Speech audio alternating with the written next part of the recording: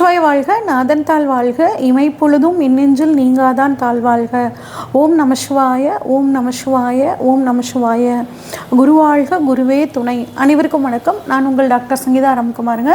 இந்த ஜூலை மாத பலன்கள் எப்படி இருக்குது அப்படின்னு ஒவ்வொரு ராசிக்கும் நம்ம விரிவாக பார்க்க போகிறோம்.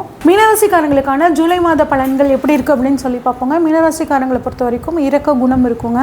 ஒரு ஆன்மீகத்தில் ஈடுபாடு உடையவங்களாக இருப்பாங்க. அடுத்தவங்களோட உணர்வுகளை எளிதாக புரிஞ்சுக்கக்கூடிய தன்மை உங்களுக்கு இருக்குங்க.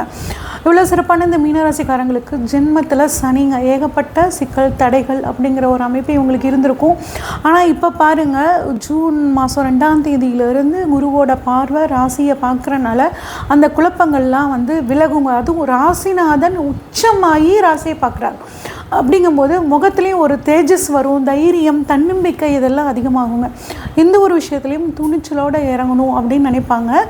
ஓகே, அடுத்து குடும்பம் எப்படி இருக்கும் அப்படின்னு சொல்லி பார்த்தோம்னா, 2ஆம் அதிபதி 3ல் இருக்காருங்க. ராகுவோட பார்வை 2ஆம் இடத்துல படுதுங்க. அப்போ குடும்பத்துக்காக அதிகமாக உழைக்க வேண்டிய சூழல் அவங்களுக்கு இருக்குங்க. கொடுத்த வாக்கை காப்பாற்ற முடியலன்றவங்களுக்கு இப்போ கொடுத்த வாக்கை காப்பாற்றக்கூடிய அமைப்பு சூப்பராக இருக்கும். குடும்பத்தில் இருக்கவங்கள திருப்திப்படுத்துறதுக்காக அதிகமாக போராட வேண்டிய ஒரு சூழ்நிலை இவங்களுக்கு இருக்குங்க. அதே மாதிரி வாக்கை மூலதனமாக கொண்டு செயல்படக்கூடியவங்களுக்கு இந்த மாதம் ஒரு சிறப்பான மாதமாக இருக்குங்க. சரி, 3ஆவது முயற்சி ஸ்தானம் எப்படி இருக்குது, நாங்கள் பண்ணக்கூடிய முயற்சிகள் எல்லாம் பலிதமாகுமா அப்படின்னு பார்த்தோம்னா, முயற்சி ஸ்தானம் சூப்பராக இருக்குங்க. தைரிய வீரிய இடத்தை சனி பார்க்குறனால கடந்த 1 வருஷ காலமாகவே இவங்களுக்கு கொஞ்சம் மன தைரியம் குறைஞ்சிருக்கும். எந்த காரியங்கள் எடுத்தாலும் அதில் ஒரு தடை அப்படிங்கிறது வந்திருக்குங்க. அந்த தடையெல்லாம் இப்போ விலக போகுதுங்க. ப்ளஸ் சோஷியல் மீடியாவில் இருக்கிறவங்களுக்காகட்டும், வாக்கை மூலதனமாக கொண்டு செயல்படுறவங்களுக்கு எல்லாத்துக்குமே இந்த மாதம் சூப்பரான ஒரு மாதம். சரி, சொத்து விஷயங்கள் எப்படி இருக்கும் அப்படின்னு கேட்டோம்னா, 4ஆம் அதிபதி ஆட்சிங்க. அதே மாதிரி 6ஆம் அதிபதியோடு சேர்க்கை பெற்றிருக்கார். அப்போ ஒரு லோன் வாங்கி வீடு கட்டுறது, ஒரு லோன் வாங்கி வாகனங்கள் வாங்கிறது, இந்த மாதிரியான அமைப்பு இந்த மீனராசிக்காரங்களுக்கு இந்த மாதம் இருக்குங்க. சொத்து சம்மந்தப்பட்ட பிரச்சனை முடிவுக்கு வரக்கூடிய ஒரு அமைப்பு இவங்களுக்கு இருக்குது. உயர்கல்வி மாணவர்கள் கல்லூரி கல்வி படிக்கணும்னு நினச்சாங்கன்னா அந்த கல்லூரி கல்வி இப்போ படிக்கிறதுக்கான அமைப்புகள் ரொம்பவே, அதுவும் மனசுக்கு பிடிச்ச ஒரு கோர்ஸ் கிடைக்கிறதுக்கான அமைப்பு ரொம்பவே சூப்பராக இருக்குங்க. அடுத்து குழந்தை ஸ்தானம், குழந்தைகள் எப்படி இருக்கும், குழந்தை பாக்கியம் இருக்குமா அப்படின்னா 5ஆம் இடத்தை பார்க்கணுங்க.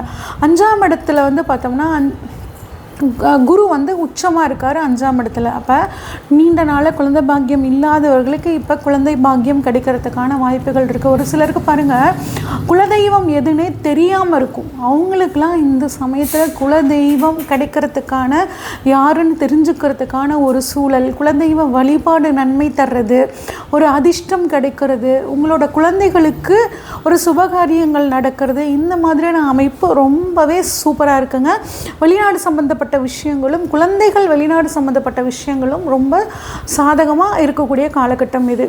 அடுத்து உத்தியோகம் எப்படி இருக்குது அப்படின்னு சொல்லி பார்த்தோம்னா, 6ஆம் இடத்துல சுக்கிரன் கேது சேர்க்கை அப்படிங்கிறது இருக்குங்க. 6ஆம் அதிபதி 4ல் இருக்குது. அப்போ டிரான்ஸ்ஃபர், சொந்த ஊரில் டிரான்ஸ்ஃபர் ஆகி வரணும்னு காத்துட்ருக்கிறவங்களுக்கு ஒரு டிரான்ஸ்ஃபர் அப்படிங்கிறது கிடைக்குங்க. ஆனால் அங்கே கேது இருந்து, 6ஆம் இடமான உத்தியோகஸ்தானத்தில் கேது இருந்து உத்தியோகத்தில் சில சிக்கல்களை கொடுத்துட்டு இருந்தாருங்க. எதிர்பார்த்த ஒரு அமைப்புகள் இல்லை. ஆனால் இப்போ 4ஆம் இடமான சுகஸ்தானத்தில் 6ஆம் உத்தியோகஸ்தானாதிபதி இருக்கிறனால அந்த தடைகள், மனக்குழப்பங்கள், உத்தியோகத்தில் இருக்கக்கூடிய பிரச்சனைகள் இதெல்லாம் உங்களுக்கு கொஞ்சம் சரியாகக்கூடிய ஒரு அமைப்புங்க. குறிப்பாக உத்தியோகம் நல்லபடியாக இருக்கணும், மனசில் சஞ்சலங்கள் இல்லாமல் இருக்கணும்னா சிவன் கோவிலில் இருக்கக்கூடிய விநாயகர் வழிபாடு பண்ணுறது உங்களுக்கு மிகச்சிறந்த ஒரு உத்தியோகத்தில் நன்மையை கொடுக்குங்க.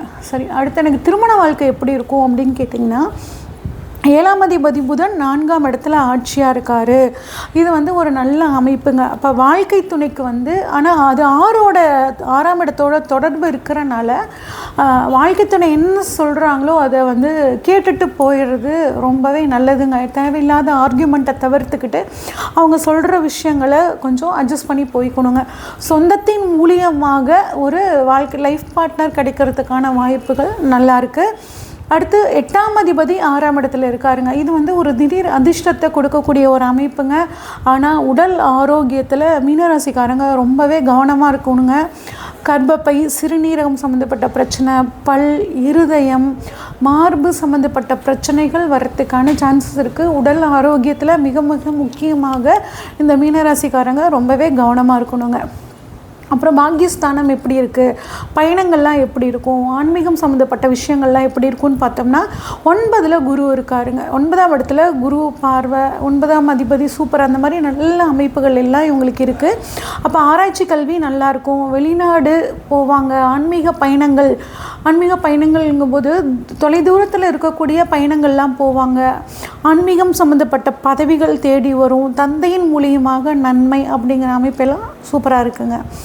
தொழில் நல்லா இருக்குமா அப்படின்னு பார்த்தோம்னா 10ஆம் அதிபதி உங்களுக்கு குருவாகவே வந்துடுறார். ராசிக்கும் 10க்கும் உடையவர் குரு, அவர் உச்சமாக இருக்கார். அப்போ தொழிலில் கட்டாயம் ஒரு நல்ல முன்னேற்றம் இருக்கும். இது நாள் வரைக்கும் கடந்த 1.5 வருஷ காலமாகவே சனி ப்ளஸ் 1 வருஷ காலமாக ராகுவோட பார்வை தொழிலில் தடை, இடைஞ்சல், சிக்கல் அப்படின்னு கொடுத்துட்டு இருந்துச்சுங்க. இப்போ குருவோட பார்வை இதெல்லாம் உங்களுக்கு வந்துட்டு குருவோட அமைப்பு உங்களுக்கு சூப்பராக வந்து தொழில் ஸ்தானத்தில் கொடுக்க போகுது. குருவால் ஒரு நல்ல முன்னேற்றம் கிடைக்க போகுது. சூரியன் செவ்வாய் பார்வை அரசு உத்தியோகம், கவர்மெண்ட் கான்ட்ராக்ட் எடுத்து பண்ணுறவங்களுக்கு சூப்பராக இருக்கும். டிரான்ஸ்போர்ட் சம்மந்தப்பட்டது, இரும்பு சம்மந்தப்பட்ட தொழில் பண்ணுறவங்களுக்கு, வெளிநாடு போயிட்டு அங்கே தொழில் பண்ணக்கூடியவங்களுக்கு நல்லாயிருக்கும். எலக்ட்ரிக்கல் எலக்ட்ரானிக்ஸ் துறையில் இருக்கவங்களுக்கு நல்லாயிருக்கும். நிலம் சம்மந்தப்பட்ட தொழில் பண்ணுறவங்களுக்கு நல்லாயிருக்கும். மருத்துவத்துறையில் இருக்கவங்களுக்கும் நல்லாயிருக்கும். ஆடிட்டிங், அக்கௌண்ட்ஸு, வக்கீல், சாஃப்ட்வேரில் இருக்கவங்களுக்கு எல்லாத்துக்குமே இந்த காலகட்டம், இந்த 1 மாதம் ரொம்பவே சூப்பராக இருக்க போகுதுங்க. தொழிலை பொறுத்த வரைக்கும். சரி, தொழிலில் லாபம் நல்லா இருக்குமா அப்படின்னா குரு சூரியன் பார்வை இருக்குங்க லாபஸ்தானத்தில். இது வந்து சிவராஜ்ய யோகம் அப்படின்னு சொல்லுவாங்க. அப்போ நல்ல லாபங்க. 11ஆம் இடம் அப்படிங்கிறது ஆசைகள், அபிலாஷைகளை சொல்லக்கூடிய இடம். அப்போ நீண்ட நாள் ஆசை, அபிலாஷைகள் உங்களுக்கு கிடைக்க போகுது. மூத்த சகோதரர் 11ஆம் இடம்ங்க. அப்போ மூத்த சகோதரால் நன்மை. சித்தப்பா இருந்தாங்கன்னா சித்தப்பாவோட சொத்துக்கள், அவங்களுக்கு குழந்தை இல்லாமல் இருந்து அவர் வழி சொத்துக்கள் உங்களுக்கு கிடைக்கிறதுக்கான வாய்ப்புகளும் மீனராசிக்காரங்களுக்கு இந்த மாதம் சூப்பராக இருக்குங்க.